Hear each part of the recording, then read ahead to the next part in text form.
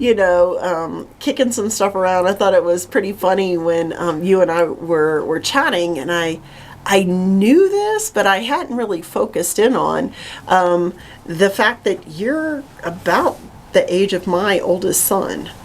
I am, yep. Yep. 31 in May. But you got a great deal of experience as a trial litigator, right? I do, yeah. So I actually started my career having nothing to do with litigation. I did in-house counsel for a telemedicine company doing some regulatory work. Found I didn't find that very appealing. And so then I ended up taking a job up at the 13th Judicial District Attorney's Office, which is in northeastern Colorado. It's kind of the northeastern counties in Colorado. So I was there for close to 3 years or so, and then I came down to the 4th Judicial District Attorney's Office, and I was there until I joined Brighter Day Law in April of this year. And so that was all criminal prosecution, right? It was, yep. 100% of it was criminal prosecution. So I started as a county court prosecutor in Logan County, so handling misdemeanors and traffic offenses.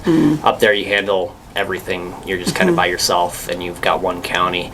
That eventually expanded to where I was prosecuting all the county court cases for Logan County and then Washington County. And then about 10 or so months after doing that, I got promoted. I was doing the district court prosecution for Morgan County, which is the most populous county up there. And then I ended up moving offices back to the Sterling office up there because it's set up with two different offices, one based in Fort Morgan, one based in Sterling. I moved back to the Sterling office, and I picked up about 6 of the counties. So I had a mix of district court prosecutions, so your felonies, everything from sexual assaults down to your criminal impersonations, as well as everybody up there is expected to keep at least one county court docket, just because it kind of lightens the tension to it, and it's somewhat relaxing to go into a docket and just be handling speeding tickets versus anything heavier than that. So I still kept that for Phillips and Yuma County. And that was before you moved down to El Paso and Teller. Yep. So when I moved down to El Paso and Teller, they want everybody to restart in county court, just because that was kind of the facilitating thought process, unless you're coming over from a true leadership position, so a chief, senior, something like that.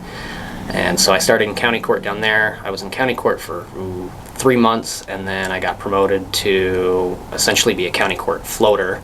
And that's someone who isn't really a supervisory position, at least the district attorney's office doesn't consider it a direct supervisory, but you kind of oversee the line deputies, and you're helping train them more specifically to be better prosecutors. And a lot of your county court deputies come in fresh out of law school or have very little prosecution experience, and so they expect some of the more senior ones to train the younger attorneys that come in.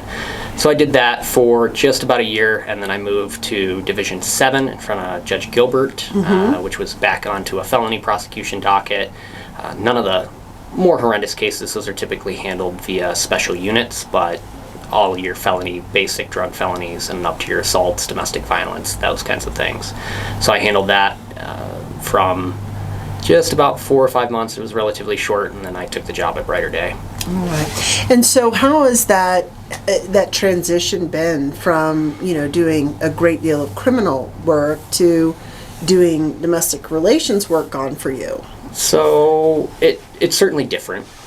I enjoy the domestic relations aspect of it. It's nice to be dealing, and I think you actually said it in our initial interview, to be dealing with people who are going through their worst time versus some of the worst people trying to act like they're behaving appropriately. Right. And so that's been somewhat refreshing to go in and not have to read 25 pages of criminal history and try to figure out what am I going to do with this one case and this one drug offender. So that's been nice. It's been a struggle to deal with kind of the changes and the heightened, not necessarily emotions, but the heightened direct impact on somebody's life. So you have, as a prosecutor, you have a direct impact on the offender and then your victim. And in certain cases, I don't want to say victimless crime because ultimately somebody usually ends up paying for it. But in a criminal impersonation case where they're just pretending to be somebody who never existed, you really are only having an impact directly on that offender and anybody that offender may act upon later on down the road, versus domestic relations where you're having a direct impact on not only the parties but also the children that might be involved in that. That's been extremely refreshing to be able to be involved with that and hopefully help people to get to a point where their lives are going better after the process.